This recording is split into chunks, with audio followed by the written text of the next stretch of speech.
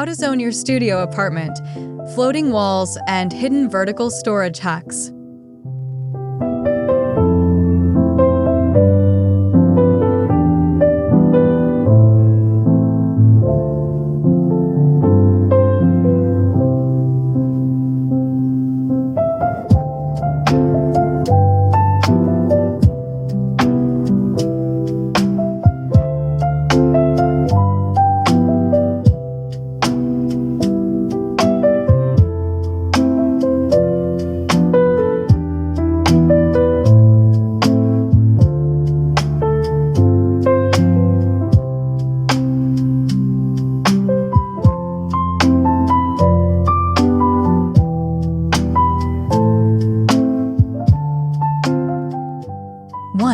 The emotional truth of one-room living.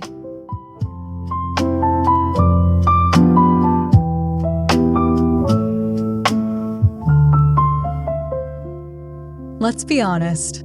Living in a studio apartment often feels less like an open-concept lifestyle and more like living in a high-end storage unit.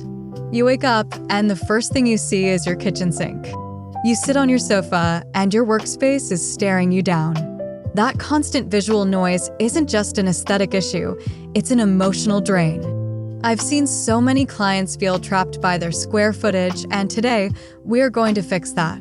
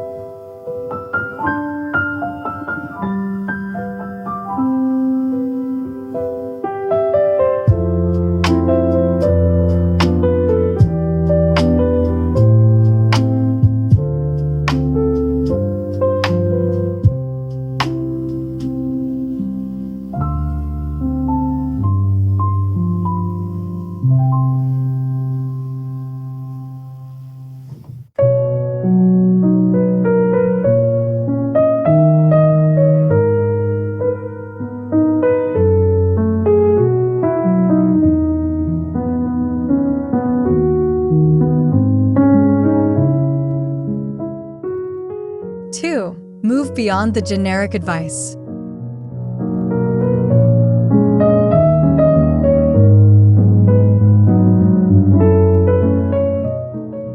If you've searched for studio apartment ideas, you've likely seen the same 10 photos recycled 1,000 times. Buy a cube organizer. Put up a curtain. While those are fine, they don't address the core issue, identity. To make a studio feel like a home, every square inch needs a job description. We aren't just placing furniture, we are defining territories. Generic solutions lead to generic feeling spaces. We are aiming for a space that feels curated just for you.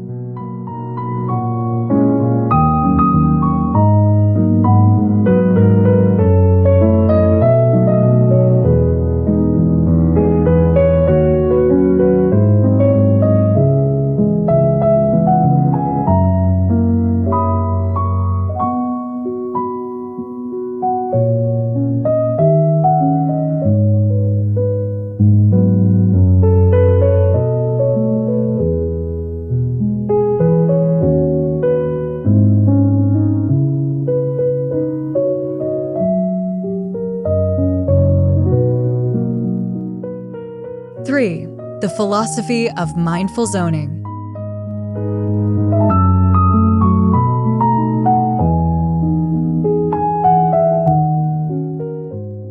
Zoning is the psychology of interior design. It's the art of telling your brain you are now in a new mental space, even if you are just 5 feet away from where you were before.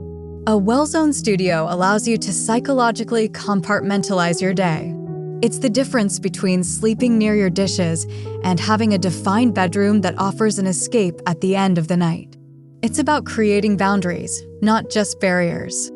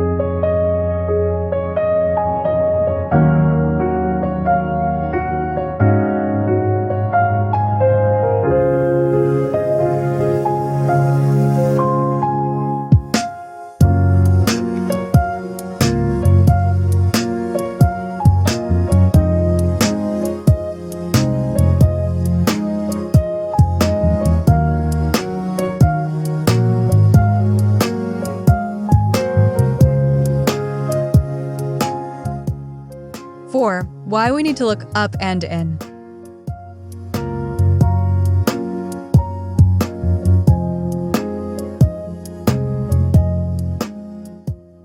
When space is tight, we have to rethink physical boundaries.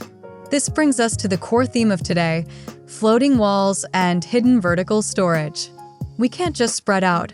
We have to build up and tuck things in. The goal is to maximize functionality without overwhelming the visual field. We want to trick the eye into seeing more room while keeping the reality functional and streamlined. This isn't just decor, it's environmental engineering.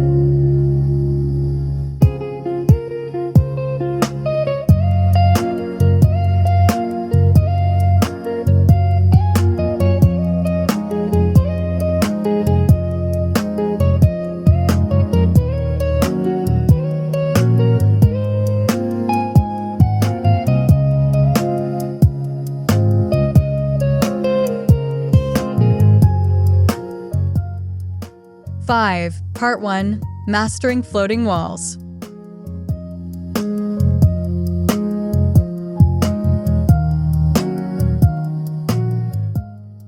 Let's dive into floating walls. Forget drywall. We are creating temporary, permeable architecture. A floating wall isn't necessarily a solid mass. It is any substantial element that physically divides space, but still allows light, air, and sight lines to flow through. Why do I love them? Because they create a sense of discovery. You don't see everything at once, which makes a space feel significantly larger and more intriguing.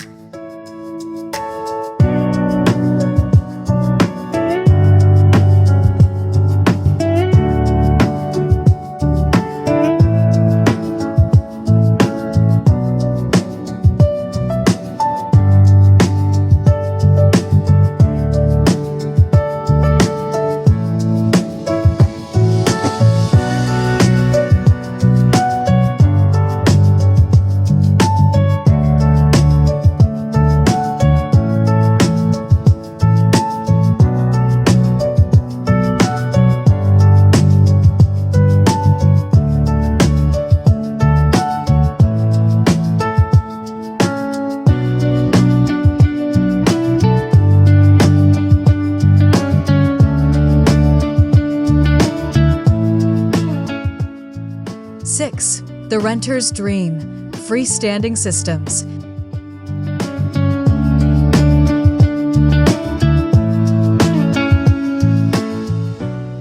For those of us who rent, which is most people in small studios, the idea of modifying the apartment is terrifying.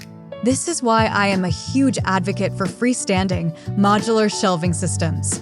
These systems act as a substantial room divider that doesn't damage a single wall.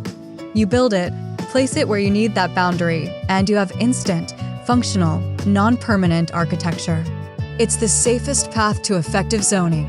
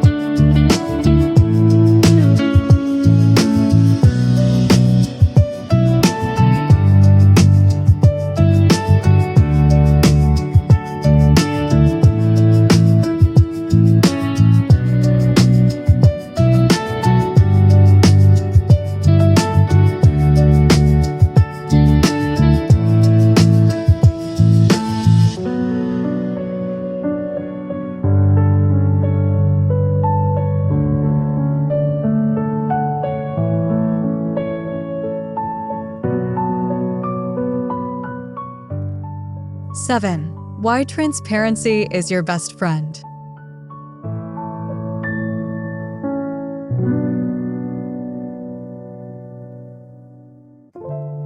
I have a strong opinion here. Do not use solid, opaque dividers in a small studio unless absolutely necessary for privacy. A heavy, solid wall in the middle of a room makes it feel like two small, dark cubicles.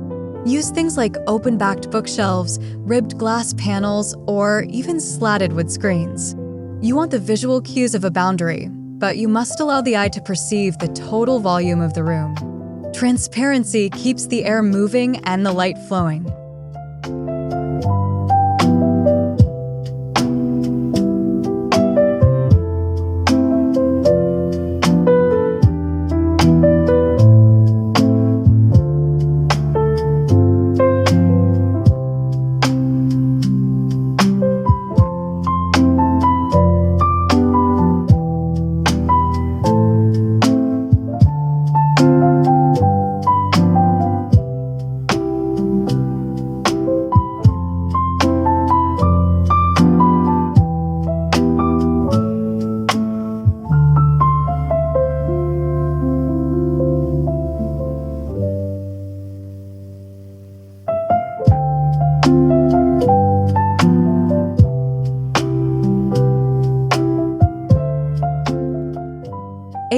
Zoning with the anchor and float technique.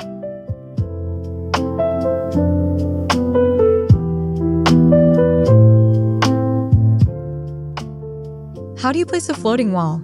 I use a method I call anchor and float. You anchor one end of the divider, or a piece of large furniture, to an existing wall and let the rest of it float out into the room to create the boundary. This creates a clear threshold. One side might be your dining room, and the other becomes your living room. It guides movement and tells a story of intended use.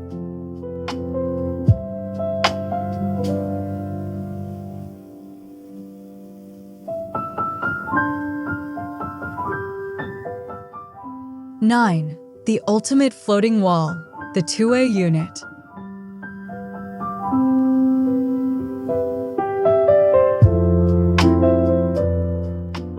My absolute favorite hack is the two-way unit.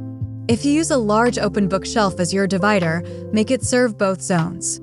Face the books and plants for the living room side on the bottom half, and face the essentials for the entryway or kitchen on the top half. Every square foot of that unit works for both spaces, making it incredibly efficient and justifying its visual footprint in the apartment.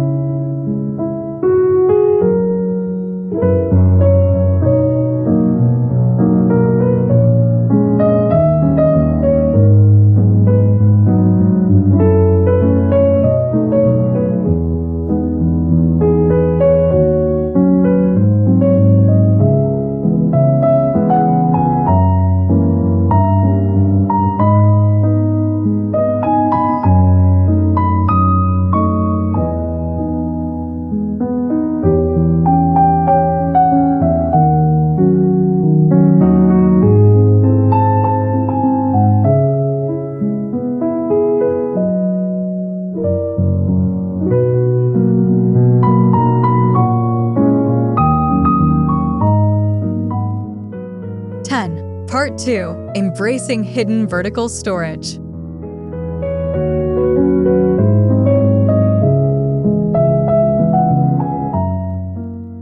Now, let's talk storage. Hidden vertical storage is not just about putting things high up. It's about utilizing the overlooked volume of your apartment. In a small space, horizontal real estate is precious. But your vertical real estate? It's often completely vacant. If you aren't using your walls right up to the ceiling, you are actively wasting money on your rent.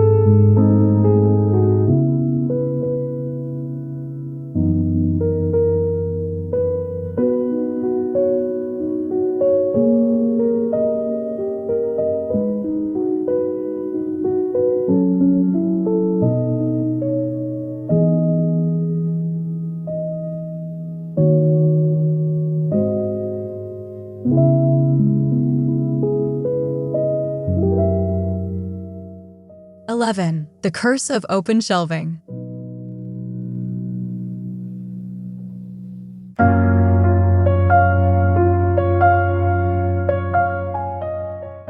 Let's get controversial. Open shelving looks incredible in photos, but for 90% of real people, it's a clutter nightmare. It demands constant curation and dusting. In a studio apartment, that visual clutter makes the entire home feel chaotic. My advice: use open shelving only for display art and use closed cabinets or matching, opaque bins for the things you actually use every day. If you see everything, you feel overwhelmed.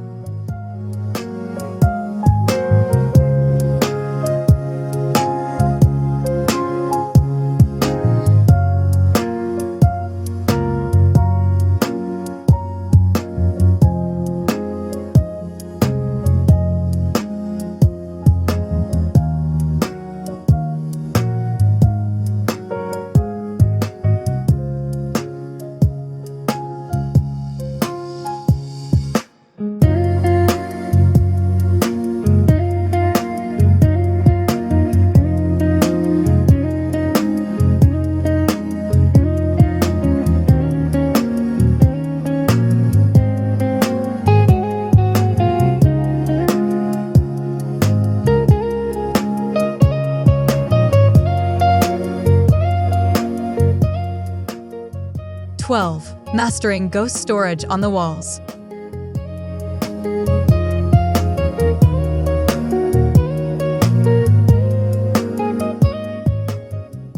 This is my top trick for small spaces: ghost storage. When you install vertical storage, make sure the units are the same color as your walls and have no handles. This causes the bulky storage units to visually disappear into the architecture, giving you all the utility without adding a single note of visual noise. You want people to notice your styling, not your storage solutions.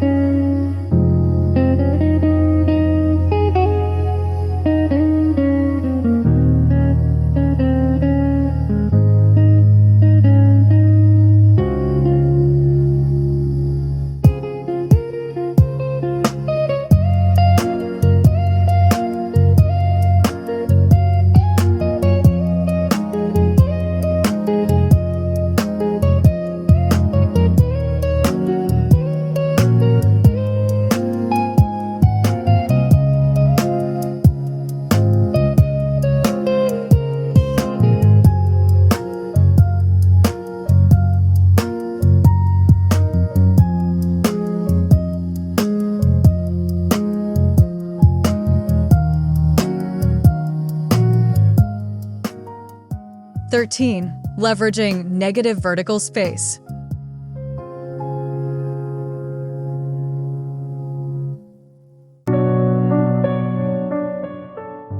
You need to look for negative vertical space, the areas you never even consider using. The prime example is the space above your internal doors. It's empty air. By installing a single, color-matched shelf there, you create a place for books, linens, or off-season decor that is completely out of the main sight line, but fully accessible. It's literally free storage space that most people never use.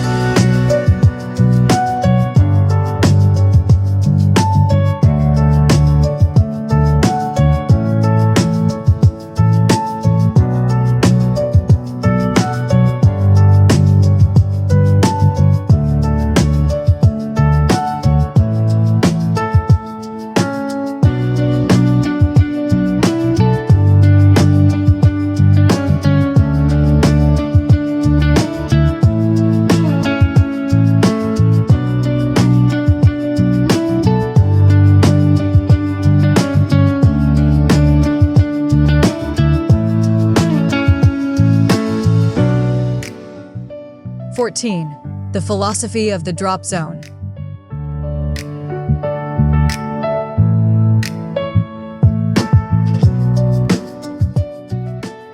Every studio needs a clearly defined drop zone. Without one, your entire apartment becomes the drop zone. The moment you walk in the door, you need a defined space to shed the outside world, your keys, coat, and mail. If you don't have that visual and functional boundary immediately at the entry, that chaotic energy will bleed into your kitchen, your living room, and eventually your bed.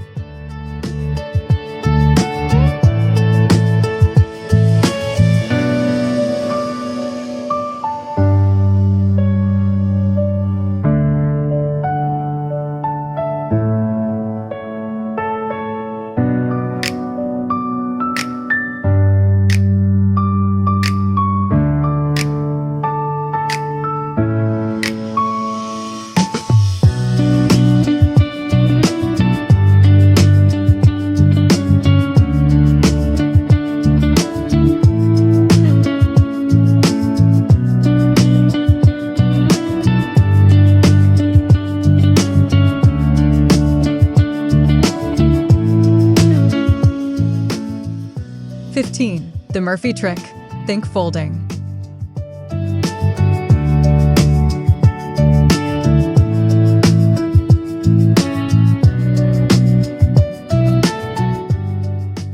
I've had clients scoff at this, but a wall-mounted folding desk is one of the single best investments you can make.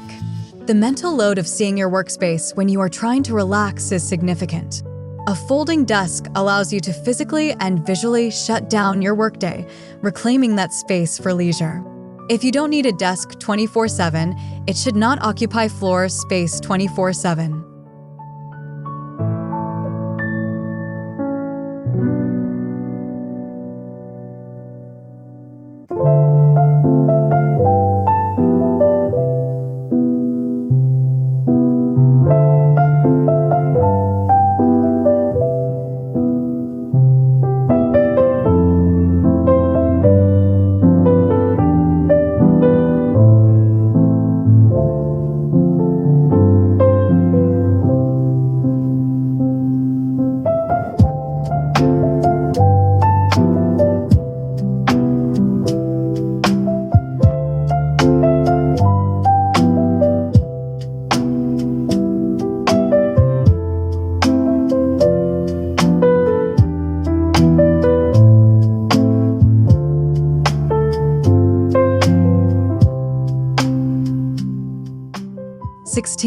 Rethinking the purpose of the ceiling.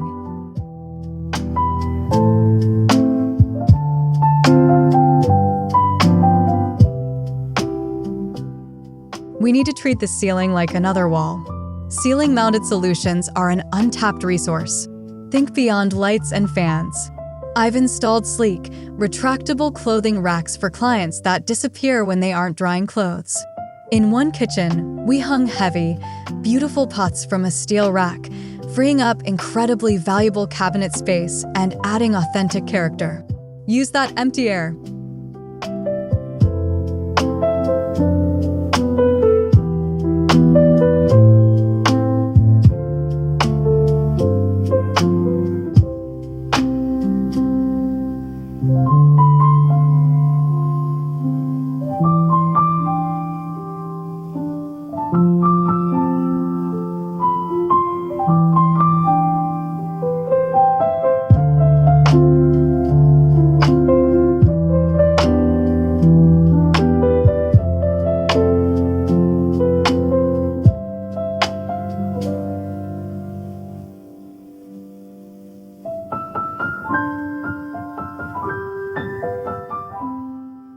(17) The critical importance of multifunctional basics.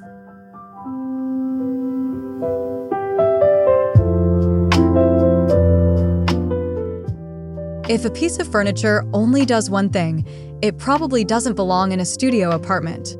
Your bed should have drawers beneath it. Your coffee table should lift up to become a dining table or hide storage. A bench in the entryway should hold shoes. Every single piece of furniture must pay rent by serving more than one function, keeping your floor plan as clear as possible.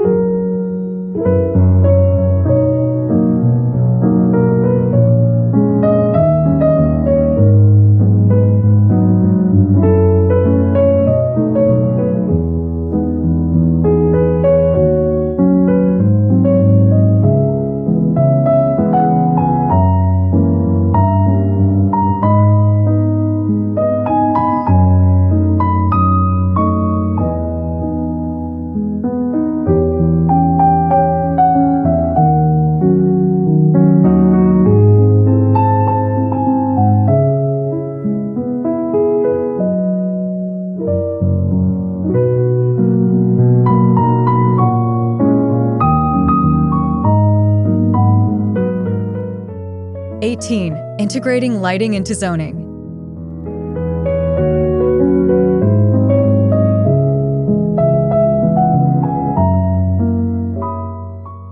You can't just have one big, harsh overhead light. Lighting is how you finalize the character of each zone. Your kitchen room should have bright task lighting. Your living room should have cozy, indirect floor lamps.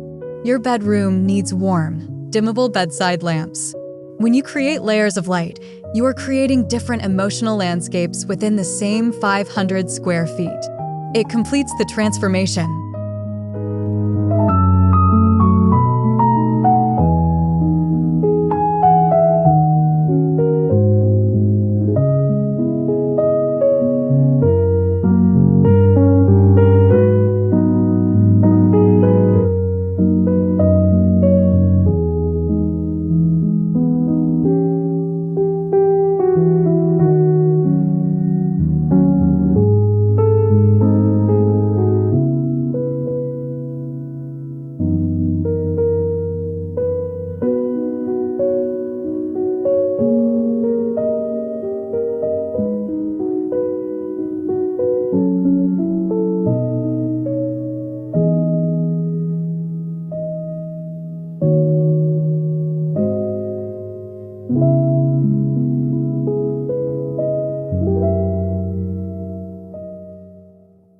(19) Case Study: The 300 SQ FT Transformation.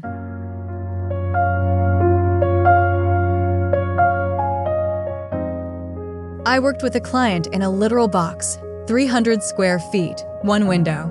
We put a slatted wood screen to anchor the bed and create a separate bedroom alcove. The slatted wood allowed light from the window to pass through, keeping it from feeling like a cave. Then, we ran 10 feet of wall-matched, handleless cabinets from floor to ceiling along the kitchen wall. It looked like a clean wall but held their entire life.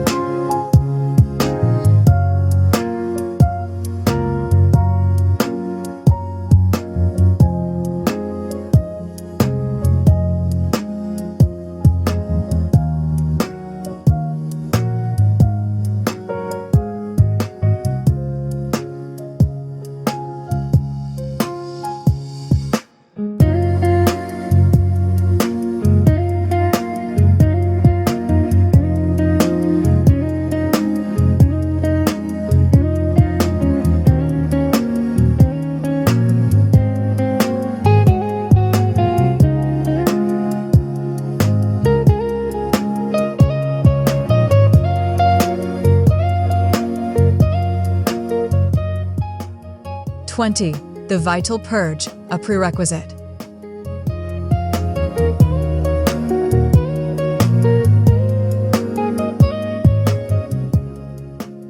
Let's be honest with each other. You can't hack your way out of too much stuff. Before you implement any of these zoning ideas, you must do a serious, ruthless edit of your belongings. Good design can make a space work harder, but it cannot make 1,000 square feet of possessions fit into 400 square feet of life. Your best storage hack is simply owning less.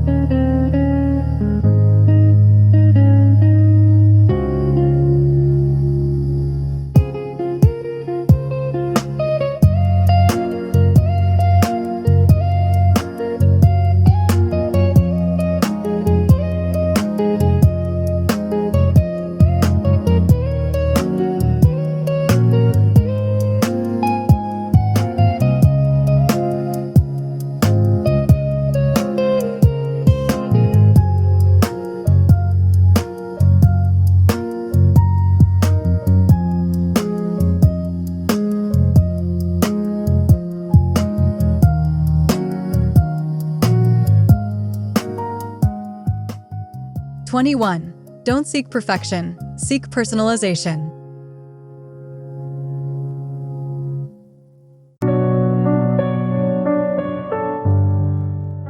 Please don't try to make your studio look exactly like a Pinterest board. Those images are often heavily curated and completely unlivable. Your goal should not be perfection. It should be creating a space that makes you feel calm, functional, and inspired. Your apartment should reflect your personality and support your actual daily routine, not the simulated routine of a stock photo.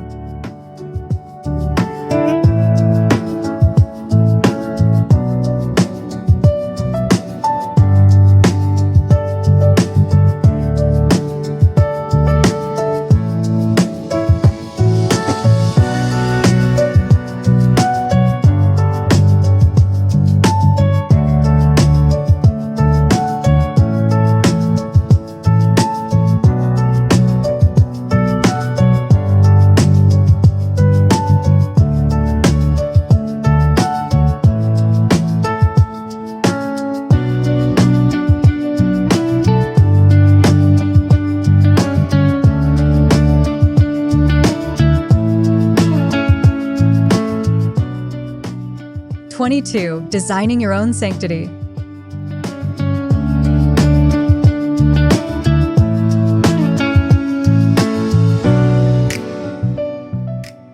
I truly believe that the quality of your small space directly impacts the quality of your life.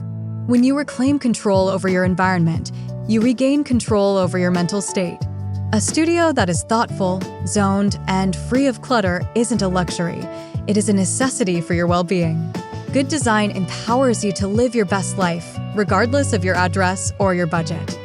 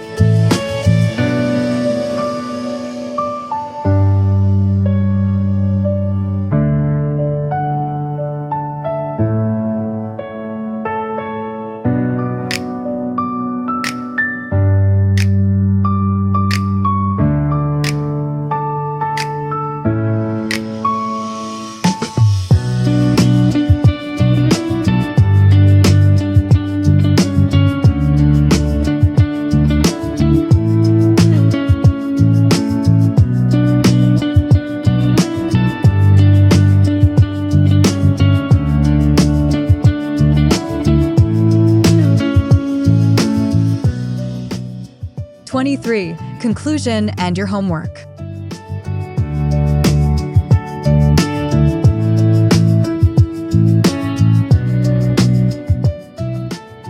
I hope this provided you with original, actionable, and perhaps even challenging ideas for your studio.